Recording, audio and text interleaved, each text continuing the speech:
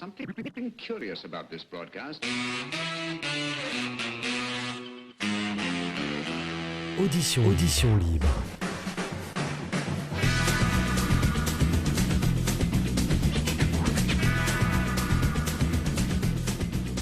Audition libre. Audition libre, l'émission des arts de la scène avec le magazine Le Brigadier. Bénédicte Soula.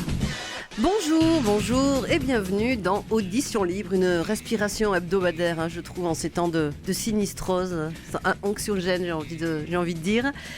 Un espace aussi où l'on montre que l'on peut aborder tous les sujets, parce que l'arsenic est un langage qui parle de tout, évidemment. On va le voir avec notre invité dans quelques instants, et tout cela, je crois, dans la courtoisie et la bonne humeur. Bonjour Mathieu Arnal, vous êtes d'accord ? Bonjour Bénédicte Soula, tout à fait. Bon. Bonjour Anna Rembrandt-Van Rijn. Bonjour à tous. Bon, on a changé les places aujourd'hui, je suis perdue. Là maintenant, oui. Anna est à ma droite. Bonjour et merci à Francky Guéret à l'enregistrement audio et vidéo de l'émission. Et puis sachez que je me sens un peu coupable vis-à-vis de l'autre régisseur Rémi Souloumia qui nous enregistre et qui nous enregistrait la semaine dernière. J'ai oublié de lui souhaiter un bel anniversaire. Voilà, donc bon anniversaire Mathieu, Anna, vous pouvez aussi peut-être célébrer la naissance de Rémi. Pardon Rémi, et bon anniversaire, une semaine c'est rien, sur une année, bon voilà. Mieux vaut tard que jamais, non ? Voilà, merci à Rémi et à Francky Guéret. Allez, il est temps de présenter notre invité, nous sommes heureux, après Anne Bourgès et Sarah Freinet la semaine dernière, de recevoir une autre super nana qui fait bouger les lignes des arts de la scène dans notre région. Elle est metteuse en scène, elle a un doctorat en philosophie, je crois. Elle est connue pour ses conférences indisciplinées qui interrogent notre façon d'être au monde et d'être ensemble. Elle est la figure toulousaine de la compagnie Nanaki, pour qui le théâtre, de toute façon, est politique. Elle vient nous parler d'un tout nouveau festival à Toulouse, le festival Sauvageonne, alors Sauvageonne au pluriel. Merci de faire un bel accueil à Céline Astrier. Merci. Bonjour Céline. Bonjour. Alors Céline, on a très envie de vous entendre, mieux même de vous écouter. Vous comparaissez en audition libre.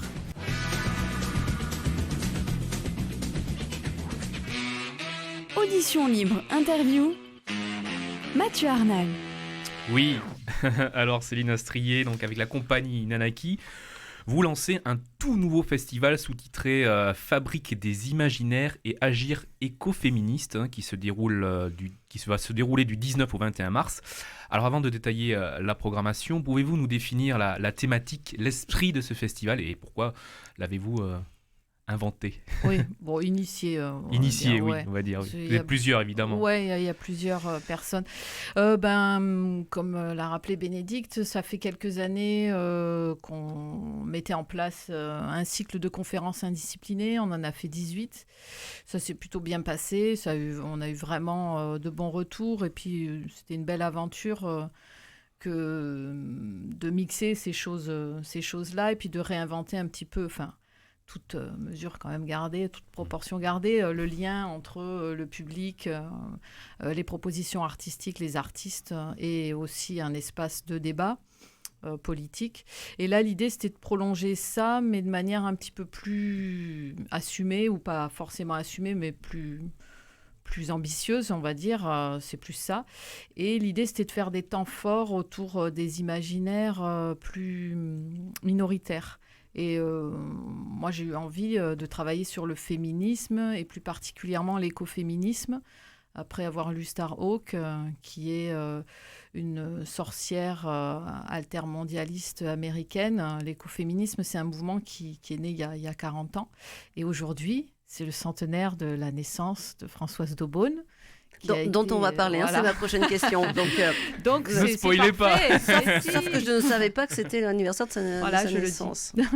Et donc du coup... donc elle est née la même année que Boris Vian. Certainement, voilà. Je ne sais plus quand est né Boris Vian. 1920. Voilà, c'est ça. Donc voilà, c'était l'idée de faire ça sur quelques jours. Et puis en fait, cette proposition a vite rencontré un énorme engouement de la part de militantes, d'activistes et même de personnes qui se sentent concernées par l'écoféminisme, par le féminisme, l'écologie et par toutes sortes Oui, parce que d'engagements. l'écoféminisme, c'est justement de relier la pensée féministe et la pensée écologique, mais pas que ça, ça Ouais. va plus loin que ça. Ça va plus loin que ça parce que c'est pas seulement cette chose-là, c'est vraiment une révolution des imaginaires et une révolution culturelle, même elles qu'elles ont commencé à prôner dans les années 70. Ça a commencé comme ça avec la vague hippie. C'est un mouvement d'inspiration très, très libertaire. Et l'idée, c'est de base, c'est de dire que le capitalisme et le patriarcat, bon, les deux sont assez indissociables, ont exploité les femmes comme ils ont exploité la nature. bien sûr. Et comme on sait que l'imaginaire de la nature est souvent associé à un imaginaire de la femme, enfin du corps de la femme, du coup, elle se réempare de ça pour inverser les stigmates. C'est pour ça que les nouvelles sorcières ressurgissent actuellement. Les sorcières sont dans la même ligne que ces questions écoféministes, même si l'écoféminisme, c'est pas un mouvement unifié, c'est une constellation, il y a énormément de choses, et surtout, c'est international, quoi. Donc, vous avez en Amérique du Sud, en Inde, avec une des figures de proue que vous connaissez certainement, qui est Vandana Shiva, voilà, qui, elle, est écoféministe. Donc ça recouvre vraiment, ce qui est intéressant, c'est que c'est pas une pensée universitaire ou qui est née à l'université, c'est vraiment une pensée de terrain qui est née dans des mouvements et portée par des femmes avec leurs propres préoccupations qui sont liées à la défense de leur territoire et de leur propre vie, quoi. Alors justement, ce thème de l'écoféminisme, vous l'appréhendez d'abord autour du travail et de l'héritage d'une de ses pionnières, Françoise d'Aubonne, donc vous nous l'avez dit, avec le premier soir, à partir de 20h, une conférence, puis une demi-heure plus tard, une table ronde. Pouvez-vous nous dire justement 2 mots sur cette Françoise d'Aubonne ? Alors, Françoise d'Aubonne, c'est une des cofondatrices du MLF, donc c'est une militante féministe radicale qui était un personnage complètement truculent, vraiment assez drôle, et qui a une œuvre extrêmement prolixe. Enfin, elle a fait de la science-fiction, des actions politiques. Elle a même mené un attentat, ce qu'on a découvert après, antinucléaire, contre la construction de la centrale de Fessenheim. On a découvert ça plus tard. Et elle avait fait une autre action très, très drôle, c'est-à-dire il y avait des militants anti-avortement, justement, qui se réunissaient. Et elles sont arrivées, au lieu d'arriver avec des bâtons, parce que Françoise d'Aubonne a eu l'idée d'arriver avec des saucissons, puisque ces saucissons n'étaient pas une arme. Donc elles sont arrivées avec des saucissons. Elles ont matraqué aux saucissons. Et ça a fait rire tout le monde. En fait, du coup, le truc s'est transformé. Voilà, elle est connue pour des actions comme ça, pour défendre aussi les droits des homosexuels. Elle a carrément fait quelque chose de très important aussi en Italie, à San Remo, lors d'un congrès international de psychiatrie, où ça a ouvert la voie à beaucoup de paroles des homosexuels là-bas. Donc c'était quelqu'un qui a complètement été oublié, qui est vraiment la première à avoir, enfin pas vraiment la première mais on trouve le mot écoféminisme dans son travail. Dans son travail, le féminisme ou la mort. Et elle était toulousaine. Elle a fait les Beaux-Arts à Toulouse. En plus. Ouais, voilà. C'est un matrimoine toulousain. Ah, une Toulousaine qui a fait l'histoire. Je l'ignorais. Comme quoi. Ouais. Ouais. Et pourtant. Et pourtant, il est bon de reparler Oui. de ces luttes-là, parce que quand on parle d'avortement en ce moment, on voit qu'en Europe, par exemple, il y a une régression, énorme. Voilà. Et même, je crois qu'il y a un candidat, vous allez me dire, il y a du Rassemblement national, ceci explique cela, là, aux prochaines municipales, qui propose de ne plus rembourser les avortements de confort. De confort. C'est vrai parce que c'est confortable. On est d'accord. Ouais. Très bien. À vous, Mathieu. Oui, Bénédicte. Alors, on poursuit effectivement dans cette programmation. Le lendemain, vous avez intitulé un de votre programmation Viva la vulva et sorcellerie matriarcale. Ah oui. Ça vous inspire, Mathieu, on le sent. Vous avez l'air comme... Non, mais t'es bien. Mais c'est pour que je vais apprendre des choses ce matin, je suis ravi. Alors, un mot sur cette deuxième journée qui inscrit le festival dans un cadre festif et participatif avec donc cette journée vulvaire, je sais pas. Ouais, c'est une journée vulvaire, mais pas que, sorcellerie un peu aussi. Qu'est-ce que c'est les vulveries, justement, que vous mettez au programme ? C'est le collectif Cocktail, surtout, que vous connaissez sans doute. C'est Claire Balerdi. Bien sûr, Claire Balerdi. Claire Massol. et Julie Castel-Jordi qui vont proposer un cabaret chez Germaine. Elles font un atelier cuisine vulvaire où elles vont parler surtout du sexe féminin, enfin du sexe pas de manière ni biologique ni scientifique, mais plutôt de ce qui a trait aux règles, à tout ce qui se passe, puisque c'est quand même quelque chose d'assez tabou. La deuxième journée, c'est vraiment sur le corps de la femme en réhabilitant toutes ces parties qui ont été vraiment dévalorisées. Donc, on parle de ça. Après, c'est vraiment sur un mode plutôt... On essaye d'être... Amusant. Un peu, amusant, même si des fois, ça l'est pas toujours. Enfin, voilà. Et après, ça illustre aussi la profusion de ce mouvement qui, à la fois, peut être très matérialiste, c'est-à-dire que c'est vraiment politiquement radical et assez fort, et en même temps qui développe tout ce qui est réhabilitation du corps, des émotions, de ce qui a été dévalorisé comme étant des valeurs féminines qui sont la vulnérabilité, le care, ça vient vraiment le soin aux autres, le registre des émotions, plutôt que de l'associer à un domaine féminin, mais revaloriser ces choses-là et en faire de vraies valeurs d'échange entre les personnes. Et ça passe par la monstration, justement, par le fait de mettre en scène, visiblement. Enfin, déjà de mettre des mots sur les choses, à fait, donc, de les nommer, nommer. Et pourquoi pas même de montrer. Ouais, et de montrer. Donc après, ça passe aussi par là et par un réinvestissement de cet imaginaire-là pour en faire quelque chose de plus positif et ne pas le lier à des valeurs qui sont systématiquement négatives ou synonymes de faiblesse. Voire ignorer, parce que complètement tout le monde sait à quoi ressemble l'appareil génital masculin, je crois, depuis toujours. Et ce qui n'est pas le cas pour l'appareil génital. Non, mais il y a des femmes, beaucoup de femmes. En fait, on a fait un spectacle la semaine dernière et on parlait, à un moment, on avait un texte de Benoît de Groult qui était très drôle. Et qui l'histoire c'est dans La touche étoile, elle parle, c'est une dame qui a un certain âge, plus de 80 ans, et qui parle à un moment donné de son clitoris, et il y a des femmes dans la salle qui ne savaient pas ce que c'était. Ah bon? Ah oui. Donc les femmes ne connaissent pas et elle dit personne à moi ne m'a jamais présenté mon clitoris, elle disait ça et c'est grave en fait de pas connaître son anatomie. Bien sûr. Donc on fait pas un focus là-dessus, on va pas parler de ça toute la journée, mais on fait un moment où c'est assumé et cette histoire de sorcellerie, c'est plutôt, on fait tout un lien avec la chasse aux sorcières qui s'est déroulée du 15e au 18e siècle, qui a été très très forte, c'est un véritable massacre de femmes. Et l'idée, c'est vraiment lié avec l'avènement de la science moderne aussi. On invite des personnes qui ont des exploitations agricoles, des femmes en Ariège, qui n'ont pas vraiment de téléphone ni d'appareils électroniques en tout genre, mais qui, elles, ont une connaissance de la pharmacopée sauvage. Elles savent cueillir, reconnaître toutes les plantes avec leurs vertus médicinales, les transformer de manière très simple en onguent, en tisane, en teinture mère, en huile essentielle.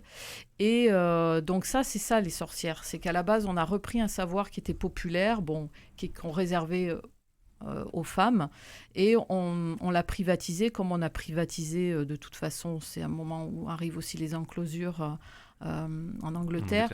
Donc c'est un moment d'arrivée, de basculement où toutes ces choses-là, on va se les réapproprier, et du coup nous, il arrive un moment aujourd'hui où c'est pas qu'en tant que femme mais en tant qu'individu, on est incapable de reconnaître une essence d'arbre, on est incapable de dire à quoi de se soigner même simplement. On a été désapproprié de notre rapport au monde, mais de manière prosaïque, très très simple. Donc c'est réinvestir ça avec la figure de la femme terrible qui est la sorcière, un peu démystifiée, ou cette chose-là, ou s'emparer de cette puissance justement d'évocation.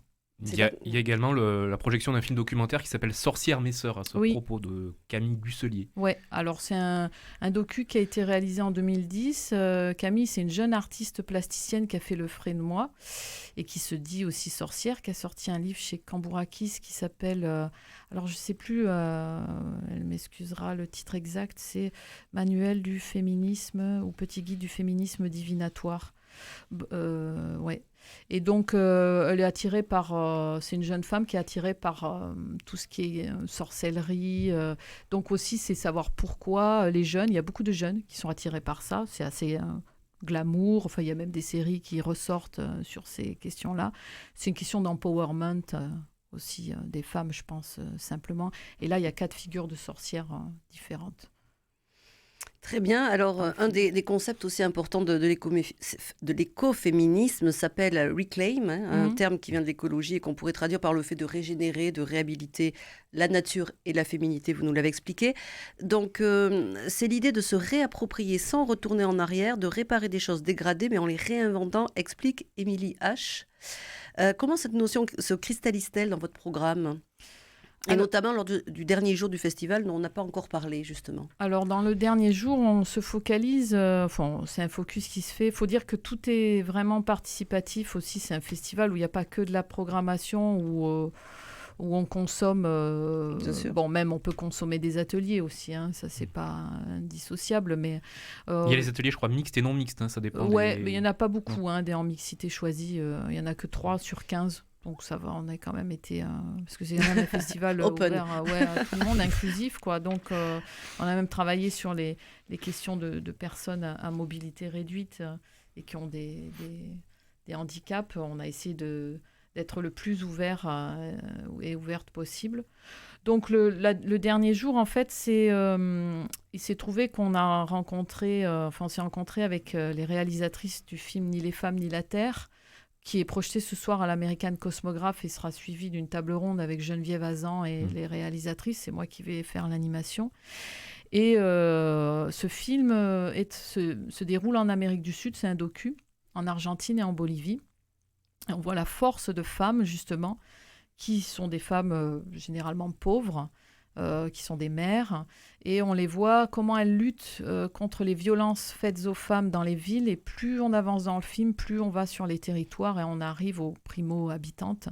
Et c'est impressionnant ce pouvoir justement de reconstruction qu'elles ont, de lutte contre des grosses firmes comme Monsanto, où elles font carrément des ZAD, quoi, et comment en même temps elles se réapproprient ces questions, la terre-mère est très présente chez elles, et elles se réapproprient aussi leur corps, elles créent des collectifs. Donc c'est plutôt ça, Reclaim, c'est un peu la première citation qu'on avait mise en présentation du festival. C'était une citation de Monique Wittig tirée des Guerrières qui était fais un effort pour te souvenir ou à défaut invente. C'est un peu ça. Donc, c'est vraiment repuiser, comme je disais tout à l'heure, dans ces femmes, par exemple, qui connaissent, qui font de la permaculture, puis un nouveau lien entre les gens, et pas revenir, parce que ça, on peut dire qu'il y a des sinistres exemples où on essaye de retrouver une pureté identitaire dans des traditions qu'elles soient...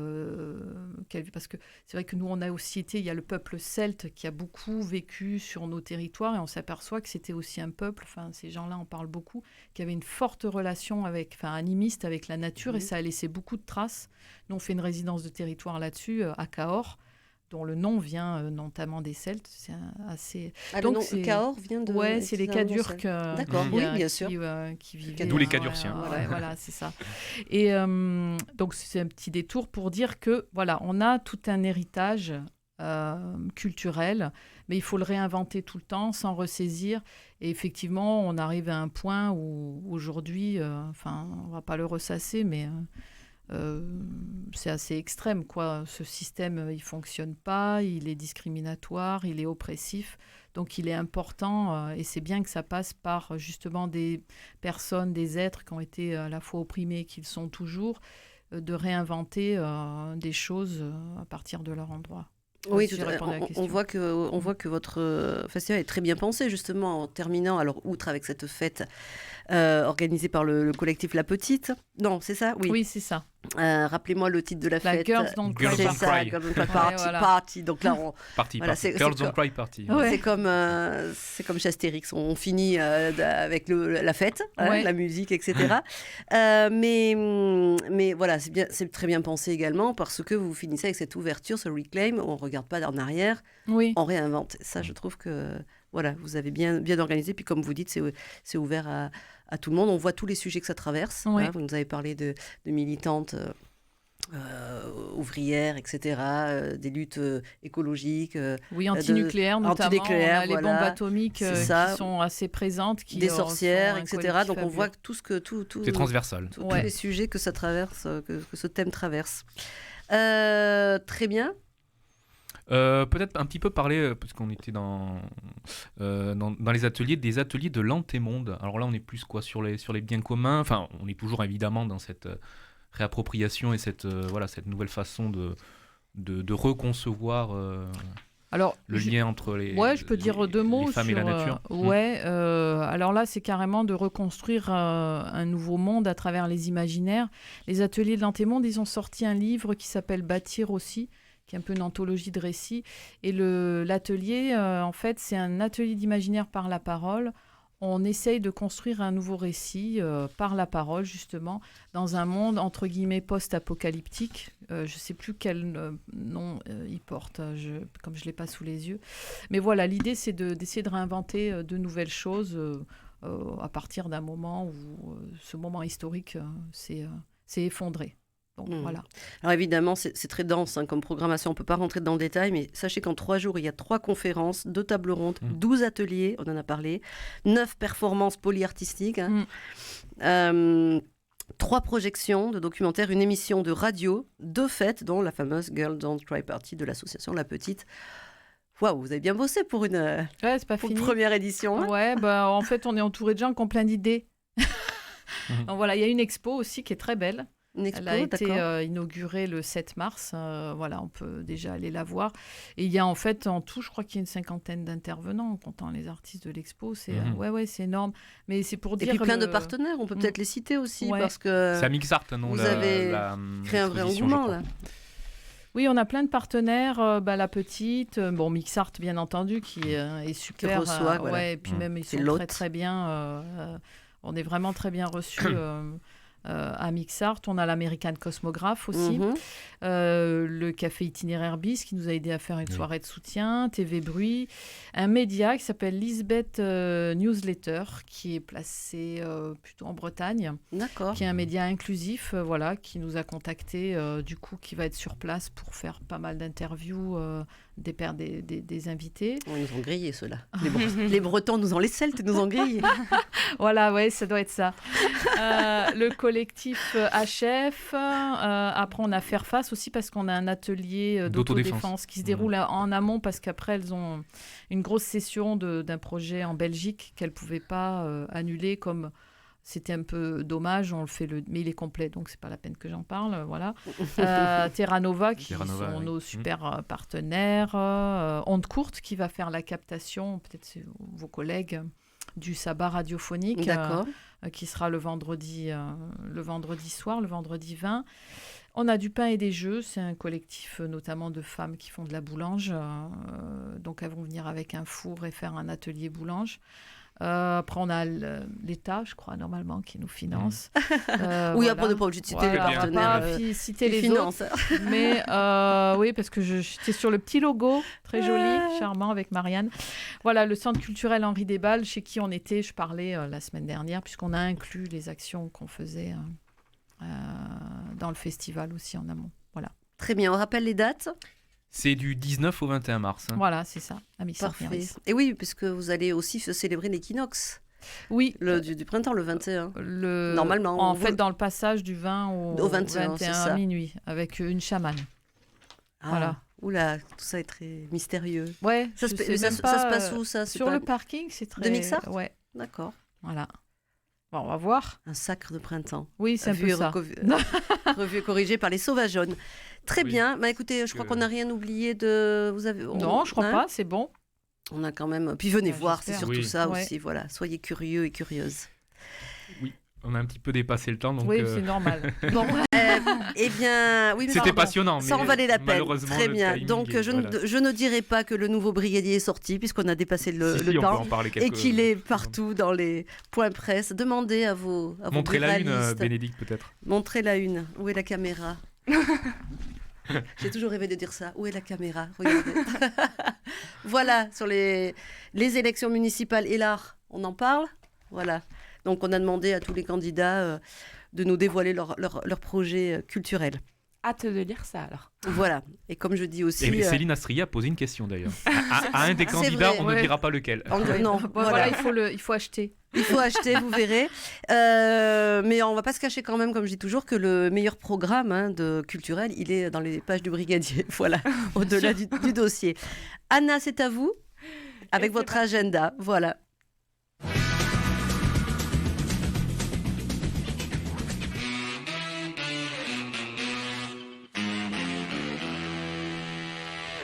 Alors, cette semaine, comme toujours, impossible de s'ennuyer à Toulouse. D'abord, il y a la première... Ça serait le comble. Ah ouais, ça c'est sûr, parce qu'avec tout ce qu'il y a... Alors d'abord, il y a la première ce soir de Léonce et Léna au Théâtre de la Cité. Un texte de Georg Büchner, mis en scène pour l'occasion par Galin Stoev et interprété par la troupe allemande du Théâtre Meiningen. Alors c'est une pièce qui met en scène le prince Léonce, un jeune homme plutôt indécis et incohérent qui s'ennuie dans sa bourgeoisie et dans son confort. Et à travers ce personnage, la pièce va mettre l'accent vraiment pour le coup sur l'ennui qu'il éprouve, qui est ici rendu à l'aristocratie et à la société décadente des petites principautés de l'époque. Alors c'est donc une représentation avec beaucoup de signification, que ce soit dans le fond ou dans la forme, parce que la mise en scène est particulière, et qui s'annonce donc assez poétique, je pense. Vous pourrez donc le retrouver à partir de ce soir jeudi et jusqu'à jeudi prochain, sans compter lundi et dimanche, au Théâtre de la Cité à 20h. Ensuite, il y a une lecture théâtralisée à la Cave Poésie depuis hier. Le titre, c'est « Je rêve que je vis », produit par Magdalena Productions et joué et mise en scène par Elsa Berger, qui est quand même une figure du théâtre toulousain et qui sera accompagnée pour l'occasion de Céline Bernat. Alors toutes les deux, elles vont nous faire découvrir la voix d'une autrice qu'elles qualifient de totalement hors norme. Il s'agit de Seija Stoichka, une artiste peintre et écrivaine autodidacte tzigane, rescapée des camps de la mort à 13 ans et qui va donc militer et témoigner dans des écrits contre l'oubli et la haine. Une œuvre qui est à la fois donc poignante et bouleversante, vous vous en doutez. Vraiment, je pense que c'est à ne pas manquer. Elle sera donc présentée à la Cave Poésie, là encore jusqu'à demain vendredi à 21h. Et une petite dernière pour la route, direction la grainerie pour les 30 ans de la compagnie La Baraque, quand même, on pouvait pas rater ça. Ils organisent pour l'occasion les 30 saisons chorégraphiques sur 2 soirées. Pour le premier événement, ce sera vendredi soir à 20h30 avec un spectacle de danse autour de la question de comment devenir un homme dans une société telle que celle que nous avons actuellement. Et samedi soir, la soirée sera divisée en 3 parties. Il y aura d'abord à 19h 5 scénettes d'environ 10 minutes où chacune va découler de la précédente. Il y a ensuite une pause collation jusqu'à 21h et la programmation reprend avec Traversée, un spectacle avec apparemment beaucoup d'invités surprises, mais je vous avoue qu'on n'en sait pas beaucoup plus. Et enfin, pour clôturer cet anniversaire, vous pourrez participer au bal contemporain à partir de 22h. Mais par contre, pour participer, je vous conseille vraiment de réserver car je crois qu'il n'y a plus beaucoup de place. Parfait. Voilà. Et il y a un très joli reportage dans le Brigadier justement sur La Baraque et les 30 ans réalisé par Dominique Rébassol. Eh bien, très voilà. Bien. Vous pourrez vous y référencer. Exactement. Merci beaucoup Anna, merci Céline Astrier. Donc on rappelle le festival Les Sauvageonnes. Merci Mathieu et à la semaine prochaine. Bye bye. Ciao, ciao.